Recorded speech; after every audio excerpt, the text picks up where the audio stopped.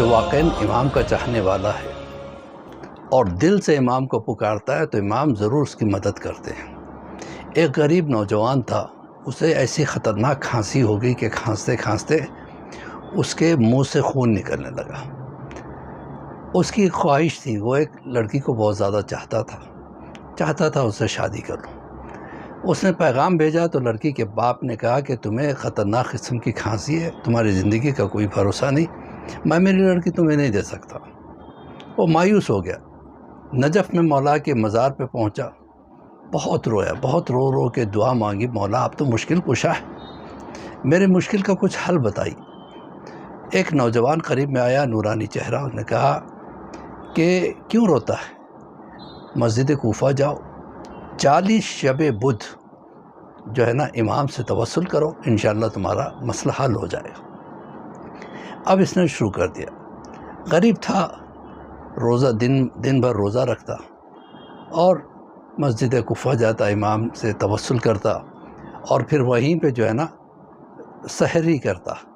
اس طرح سے جو ہے نا اس نے 40 شب گزار دیے۔ آخری شب جب آئی، انتہا سے زیادہ سردی تھی، افطار کے لیے اس کے پاس ایک روٹی کا ٹکڑا اور ایک کپ چائے تھی۔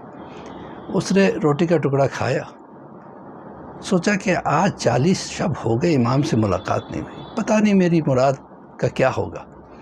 ابھی چائے پینے کے لیے کپ اٹھانا چاہتا تھا کہ ایک بہت ہی انتہائی نورانی چہرے والا ایک نوجوان جو ہے نا قریب میں آتا ہے، آ کے کہتا ہے کیا میں تمہارے ساتھ بیٹھ سکتا ہوں؟ تشریف رکھیے، بیٹھ گیا۔ تو یہ کہتا ہے کہ میں نے اپنی چائے ان کو پیش کی، انہوں نے ایک سپ لیا، اس کا ایک گھونٹ لیا، اس کے بعد رکھ دیا اور کہا کہ دیکھو تمہاری جو 3 حاجتیں ہیں، پہلی حاجت یہ ہے کہ تمہاری کھانسی ختم ہو جائے، وہ انشاءاللہ ختم ہو جائے گی۔ دوسری حاجت یہ ہے کہ تمہاری شادی فلاں لڑکی سے ہو جائے، وہ بھی ہو جائے گی۔ تیسری خواہش کہ تم مالدار ہو جاؤ، یہ نہیں ہو سکتا کیونکہ تمہارے حق میں اللہ نے غربت میں بہتری رکھی۔ تو اس کے بعد کہتا ہے کہ ہم لوگ اٹھے، مقام ابراہیم پر پہنچے، انہوں نے 2 رکعت نماز پڑھنی شروع کی تو میں نے بھی پڑھنی شروع کی۔ پھر میرے ذہن میں نماز کے درمیان میں خیال ہے، انہیں کیسا پتہ چلا کہ میری حاجت کیا ہے، کہ یہ امام زمانہ تو نہیں ہے؟ کہتا ہے کہ میں نے جلدی نماز ختم کی تو دیکھا تو وہاں سے امام غائب تھے۔ اب یہ محسوس کرنے لگا کہ اس کی کھانسی واقعی ختم ہو گئی۔ اب یہ گھر آیا، صبح لڑکی کا باپ آیا، آ کے کہنے لگا کہ اگر میں اپنی لڑکی کسی کو دوں گا تو تم ہو، میں تمہارے سے ہی اس کی شادی کرتا ہوں۔ تو اس نے کہا کہ آپ نے تو منع کر دیا تھا۔